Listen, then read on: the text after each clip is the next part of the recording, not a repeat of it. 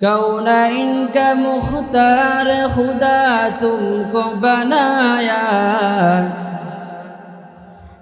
कौनैन का मुख्तार खुदा तुमको बनाया। उम्मत की निगाहबान खुदा तुमको बनाया, उम्मत की निगाहबान खुदा तुमको बनाया।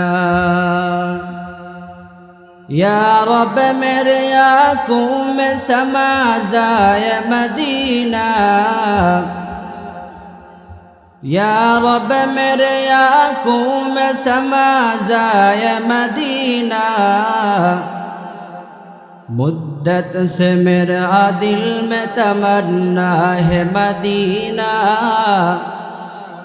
मुद्दत से मेरा दिल में तमन्ना है मदीना।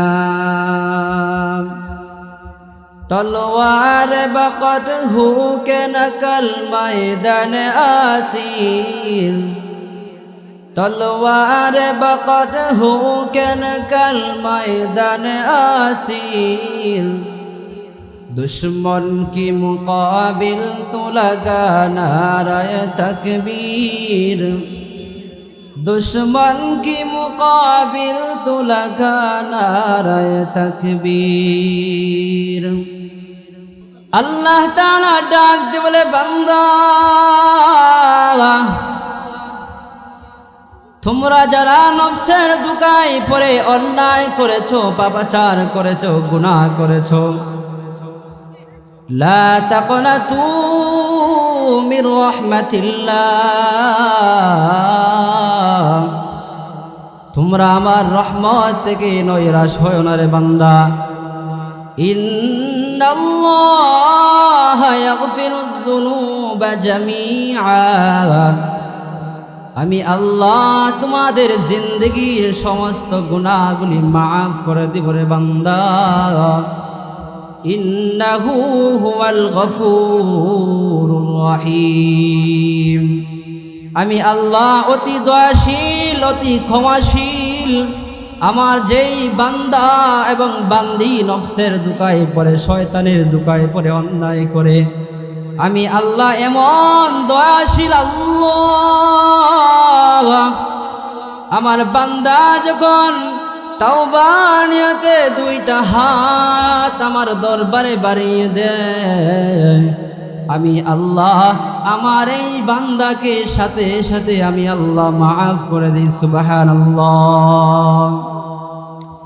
এই আয়াতটি আল্লাহ তাআলা নাজিল করেছেন একজন সাহাবীর ব্যাপারে। একজন সাহাবী ছিলেন যার নাম ছিল ওয়াহশী রাদিয়াল্লাহু তাআলা আনহু। এই সাহাবী প্রথম অবস্থায় বিধর্মী ছিলেন। এই সাহাবী আমার আপনার নবী জনাবে মুহাম্মদ রাসূলুল্লাহ সাল্লাল্লাহু আলাইহি ওয়াসাল্লামের আপন চাচা হামজা রাদিয়াল্লাহু তাআলা আনহুকে হত্যা করেছিলেন। এই সাহাবীর নাম হচ্ছে ওয়াহশী রাদিয়াল্লাহু তাআলা আনহু। এই সাহাবীর ব্যাপারে আল্লাহ তাআলা এই আয়াতটি নাজিল করেছেন। এই সাহাবী হামজা রাদিয়াল্লাহু তাআলা আনহুকে এমন ভাবে হত্যা করেছে, ইতিহাসের পাতায় পড়লে দেখা যায় তার কলিজাটা পর্যন্ত তারা চিবায়ে চিবায়ে পর্যন্ত খেয়ে ফেলেছে। এমন একজন বিধর্মী আল্লাহ রাসূলের দরবারে এসে বলতেছে, ইয়া রাসূলুল্লাহ, আমি মুসলমান হতে চাই। তখন আল্লাহ রাসূল ডাক দিয়ে বলেন, তুমি মুসলমান হইবা, সমস্যা নাই, তুমি আমার দরবারে বসো, কালেমা পড়ো, আমার হাতে হাত রেখে মুসলমান হয়ে যাও। তখন এই ওয়াহশী বলতেছে, ইয়া রাসূলুল্লাহ, আমি যে এমন গুনাহ করেছি, এমন পাপ করেছি, এমন অন্যায় করেছি, আল্লাহ তাআলা কি আমাকে মুসলমান হওয়ার পরে আমার সব গুনাহ খাতা মাফ করে দিবেন? তখন আল্লাহ রাসূল সাল্লাল্লাহু আলাইহি ওয়াসাল্লাম বলতেছেন, তুমি কি শিরিকের মতো গুনাহ করেছো? তখন ওয়াহশী বলতেছে, ইয়া রাসূলুল্লাহ, হ্যাঁ আমি শিরক গুনাহ করেছি। কুরআনুল কারীমের মধ্যে আল্লাহ তাআলা ডাক দিয়ে বলেন, ইন্নাল্লাহা লা ইয়াগফিরু আন ইউশরাকা বিহি ওয়া ইয়াগফিরু মা দুনা যালিকা লিমান ইয়াশা। আমার আপনার নবী জনাবে মুহাম্মদ রাসূলুল্লাহ সাল্লাল্লাহু আলাইহি ওয়াসাল্লাম ডাক দিয়ে বলেন, ও সাহাবী,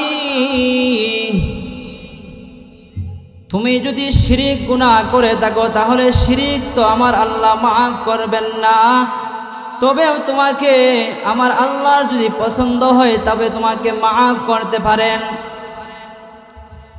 এই সাহাবীর ব্যাপারে মহান আল্লাহ তাআলা জিবরাইলের মাধ্যমে আমার আপনার নবী জনাবে মুহাম্মদ রাসূলুল্লাহ সাল্লাল্লাহু আলাইহি ওয়াসাল্লামকে জানিয়ে দিলেন, হাবিব আমার, আপনি শুনে রাখেন, আপনি আপনার উম্মতদেরকে জানিয়ে দেন, কুল ইয়া ইবাদিয়াল্লাযীনা আসরাফু আলা আনফুসিহিম লা তাকনাতু মির রাহমাতিল্লাহ ইন্নাল্লাহা ইয়াগফিরুয-যুনুবা জামিআ ইন্নাহু হুয়াল গফুরুর রহিম। আল্লাহ তাআলা জানিয়ে দিলেন, হাবিব আমার, আলা আনফুসিহিম লা তাকনাতু মির রাহমাতিল্লাহ, আমার যেই উম্মত নফসের দুকায় পড়ে, শয়তানের দুকায় পড়ে গুনাহ করবে, আমার এই উম্মতগুলো, আমার এই বান্দাগুলি যেন আমার রহমত থেকে নৈরাশ না হয়। লা তাকনাতু মির রাহমাতিল্লাহ, হাবিব আমার, আপনি জানিয়ে দেন আমার রহমত থেকে যেন তার নৈরাশ না হয়। ইন্নাল্লাহা ইয়াগফিরুয-যুনুবা জামিআ, আমি আল্লাহ এমন ক্ষমাশীল, আমি আল্লাহ আমার বান্দাদেরকে এমন ভালোবাসি, আমার বান্দা যখন তাওবা নিতে দুইটা হাত আমার দরবারে বাড়িয়ে দেয়, আমি আল্লাহ আমার রহমান নামের খাতিরে আমার বান্দার জিন্দেগীর সমস্ত গুনাহগুলি মাফ করিয়া দেই। লক্ষ্য করে দেখেন যুবক ভাইরা আমার, গভীর মনোযোগ দিয়ে শুনেন, আল্লাহ রাসূলের একজন সাহাবী খলিফাতুল মুসলিমিন হযরত ওমর রাদিয়াল্লাহু তাআলা আনহু একদিন কোনো এক কাজের জন্য রাস্তা দিয়ে বের হয়েছেন কোথায় যাওয়ার জন্য।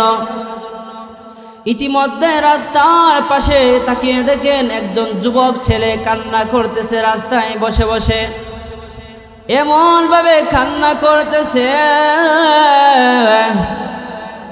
উমর রাদিয়াল্লাহু তাআলা আনহু যুবককে ডাক দিয়ে বলে, যুবক, তুমি কেন কান্না করতেছো? তোমার কি সমস্যা? আমি উমরকে তুমি খুলে বলো। যুবক ডাক দিয়ে বলে, উমর, আমি তোমার কাছে বলবো না। তুমি যদি আমার মনের ভিতরে শান্তি আনতে চাও, ওরে উমর, তুমি যদি আমার মনের ভিতরে শান্তির জায়গা দিতে চাও, তাহলে আমাকে নিয়ে চলো, আল্লাহ রাসূলের দরবারে নিয়ে চলো।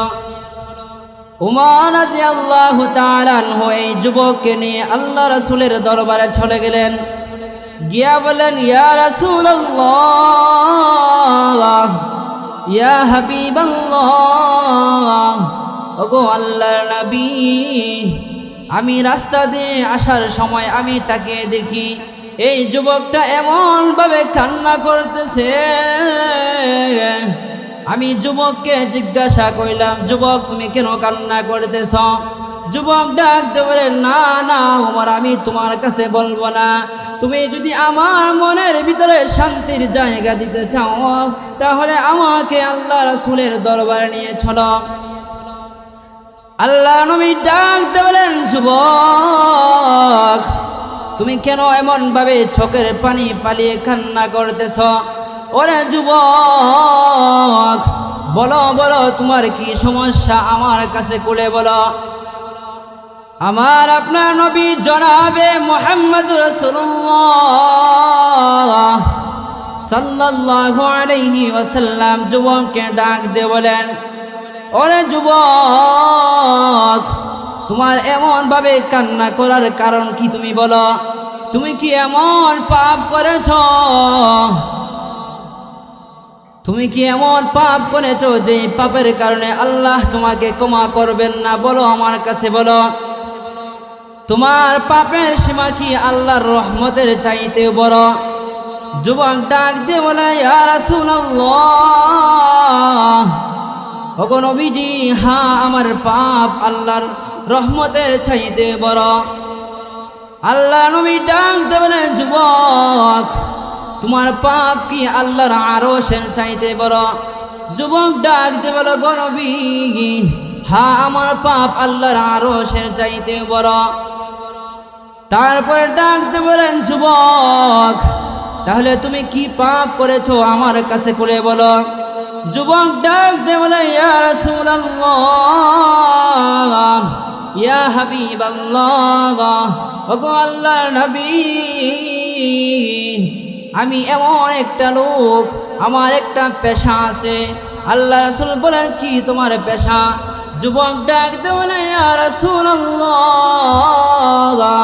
আমার একটা পেশা হচ্ছে যখন কোনো মৃত ব্যক্তিকে কবরের মধ্যে দাফন করা হয়, এরপরে আমি এই মৃত ব্যক্তির শরীর থেকে কাফন খুলে বাজারের মধ্যে বিক্রি করে আমি আমার জীবন চালাই। আমার আপনার নবী ডাক দেবেন, যুবক এরপরে কি হয়েছে বলো। যুবক ডাক দে বলে, ইয়া রাসূলুল্লাহ, শুধু তাই না, একদিনের ঘটনা, আমাকে একটা লোক খবর দিয়েছে এমন একটা মহিলা মারা গেছে। এই মহিলার কবরটা আমি খনন করে যখন আমি মহিলার কবর থেকে, মহিলার শরীর থেকে কাফন খুলতেছিলাম, এমন সময় কাফন খুলে যখন আমি উপরে উঠব, এমন সময় আমাকে শয়তান দুকার মধ্যে ফালিয়ে দিয়েছে। শয়তান আমাকে বলে, ওরে যুবক, তুই এত সুন্দর একটা মহিলাকে রেখে তুই কিভাবে তোর মনের কায়েস না মিটে চলে যাইতেছ? ওরে যুবক, তোমার যদি মনের চাহিদা মিটাইতে হয় তাহলে তাকিয়ে দেখো, এমন একজন নারী যাকে বলা হয় হুরে মদিনা, মদিনার মধ্যে সবচেয়ে সুন্দরী নারী। শয়তান আমাকে দুকার মধ্যে ফেলে দিয়েছে। শয়তানের দুকার মধ্যে পড়ে আমি এই মহিলার সাথে জিনায় লিপ্ত হয়ে গেলাম। ওগো নবীজি, শুধু তাই না, আমি যখন এই মহিলার শরীর থেকে কাফন খুলে যখন আমি জিনা করে যখন উঠতেছিলাম, একটা কবরের মধ্য থেকে একটা আওয়াজ পেয়েছি। আমি কবরের মধ্যে থেকে একটা আওয়াজ আসতেছিল, রে যুবক, এতগুলা হাজার হাজার কবরবাসীর সামনে তুই আমাকে নাফাক বানিয়ে দিলি। ওরে যুবক, কালকে আমাদের ময়দানে হাসরের মাঠে আমি তোর ব্যাপারে আল্লাহর কাছে নালিশ করব। যুবক ডাক দে বলে, ইয়া রাসূলুল্লাহ, এই আওয়াজ শোনার পর থেকে আমার মনের ভিতরে কেমন কেমন জানি লাগতেছে।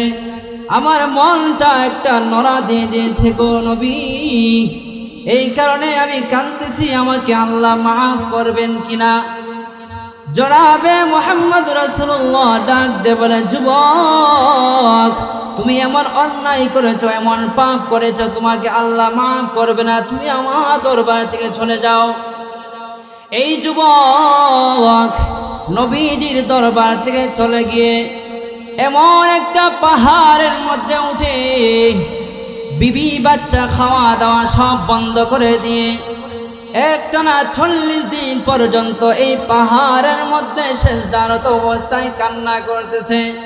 যুবক ডাকতে বলে, ওগো আল্লাহ,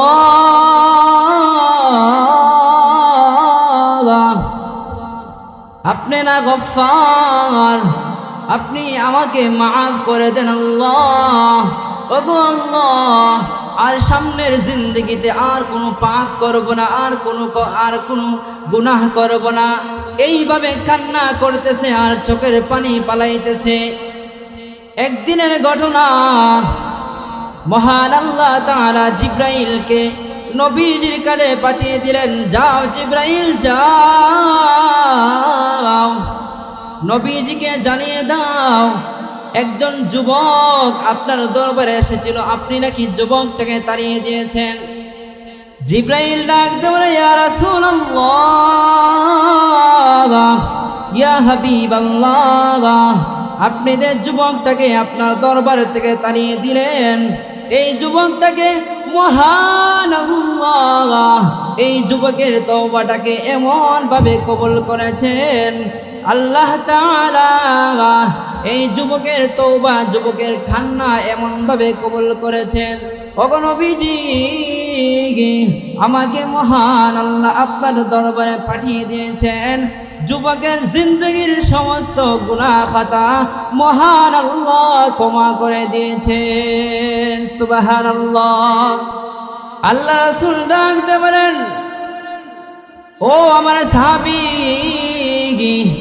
যাও যাও যুবকটাকে খুঁজে বের করো, যুবককে আমার সামনে নিয়ে আসো।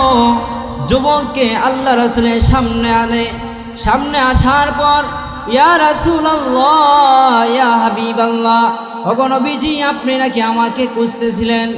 আল্লাহ নবী ডাকতে বলেন, যুবক, আমি বুঝতে পারি নাই তুমি এমন ভাবে তওবা করেছো, মহান আল্লাহ তোমার প্রতি সন্তুষ্ট হয়ে জিব্রাইলের মাধ্যমে আমাকে জানিয়ে দিয়েছেন তোমার পিছনের সমস্ত জিন্দগির গুনাহগুলি আল্লাহ মাফ করে দিয়েছেন। এই জন্য আল্লাহ তাআলা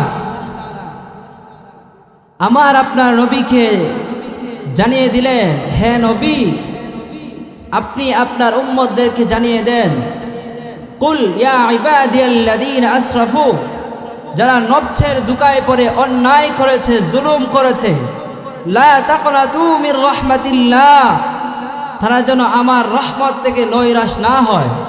ইন্নাল্লাহা ইয়াগফিরুয যুনুবা জামিআ, আমি আল্লাহ আমার এই বান্দাদের জিন্দগির সমস্ত গুনাহ মাফ করে দিব। শুধু তাই না, ইন্নাহু হুয়াল গফুরুর রহিম, আমি আল্লাহ তো দয়াশীল ক্ষমাশীল। আমার বান্দা যখন নফসের দুকায় পড়ে, শয়তানের দুকায় পড়ে গুনাহ করে, আর যখন লজ্জিত হইয়া আমি আল্লাহর কাছে দুইটা হাত তাওবার নিতে বাড়িয়ে দেয়, আমি সাথে সাথে এই বান্দাকে ক্ষমা করে দিই। সুবহানাল্লাহ। আল্লাহর নবী ডাক দিয়ে বলেন,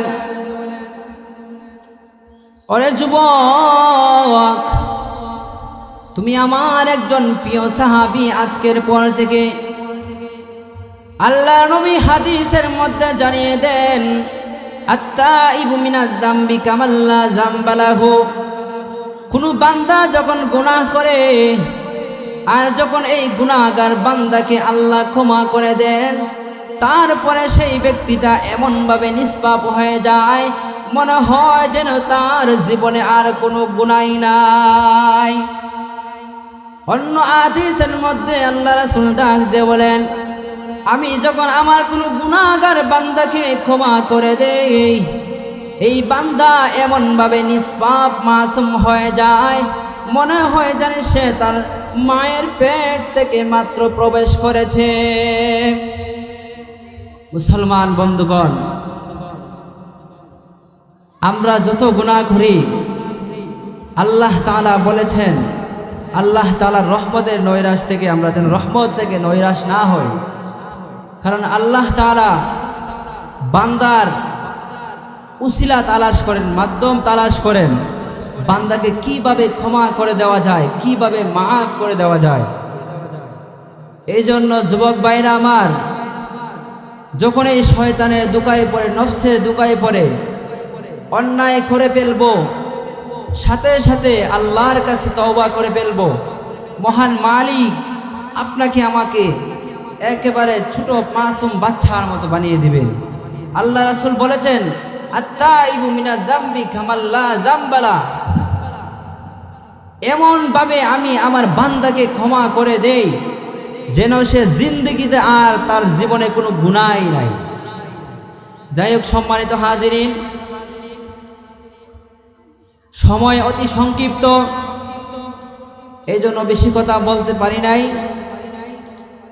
ছোট আরেকটি ঘটনা বলে আমি আপনাদের কাছ থেকে বিদায় নেব। আল্লাহ রাসূলের একজন সাহাবী ছিলেন, যার নাম ছিল হযরত আবু হুরায়রা রাদিয়াল্লাহু তাআলা আনহু। এই আবু হুরায়রার কাছে একদিন এক জিনাকারিনী মহিলা এসে বলতেছে, এ আবু হুরায়রা, আল্লাহর নবীর সাহাবী, আমি জিনা করেছি, আমাকে কি ক্ষমা করে দেওয়া যায়? আল্লাহ কি আমাকে ক্ষমা করবেন, মাফ করবেন? তখন আবু হুরায়রা ডাক দিয়ে বলেন, তোমার এত বড় সাহস, আমি আবু হুরায়রার সামনে এসে আবার বলতেছো তুমি জিনা করেছো? তোমার তো কলিজা অনেক বড়, তুমি জিনা করেছো আবার বলতেছো তুমি জিনাকারিনী, জিনা করেছো। আমার সামনে কিভাবে তুমি এই কথাটা প্রকাশ করলাই? একবার কি তোমার দিলের মধ্যে ভয় লাগে নাই যে আবু হুরায়রা আল্লাহ রাসূলের একজন সাহাবীর কাছে আমি কিভাবে আমার জিনার কথা বলি? তখন আবু হুরায়রা ডাক দিয়ে বলেন, হে মহিলা, যাও, তুমি আমার দরবার থেকে চলে যাও, আমি তোমাকে মাফ করতে পারবো না, আল্লাহ তোমাকে মাফ করবেন না। তখন আবু হুরায়রা ফজরের নামাজের জন্য যখন মসজিদে রওনা করলেন, ফজরের নামাজের পরে আমার আপনার নবী জনাবে মুহাম্মদ রাসূলুল্লাহ সাল্লাল্লাহু আলাইহি ওয়াসাল্লামকে ডাক দিয়ে বলতেছেন, ইয়া রাসূলুল্লাহ, আমার কাছে একজন জিনাকারিনী মহিলা এসেছিল, সে জিনা করেছে, তাকে কি ক্ষমা করে দেওয়া যায়? আমার আপনার নবী জনাবে মুহাম্মদ রাসূলুল্লাহ সাল্লাল্লাহু আলাইহি ওয়াসাল্লাম ডাক দিয়ে বলেন, হে আবু হুরায়রা, তুমি এই আয়াতকে স্মরণ করো। আল্লাহ তাআলা বলেছেন, লা তাকনাতু মির রাহমাতিল্লাহ। আমার বান্দা যত গুনাহ করুক, নফসের দোকায় পড়ে, আমার রহমত তাকে যেন আমার বান্দা এবং বান্দি নৈরাশ না হয়। অন্য আয়াতের মধ্যে আল্লাহ তাআলা বলেন, ইন্নাল্লাযীনা আমানু ওয়া আমিলুস সালিহাত কানাত লাহুম জান্নাতুল ফিরদাউসি নুজুলা।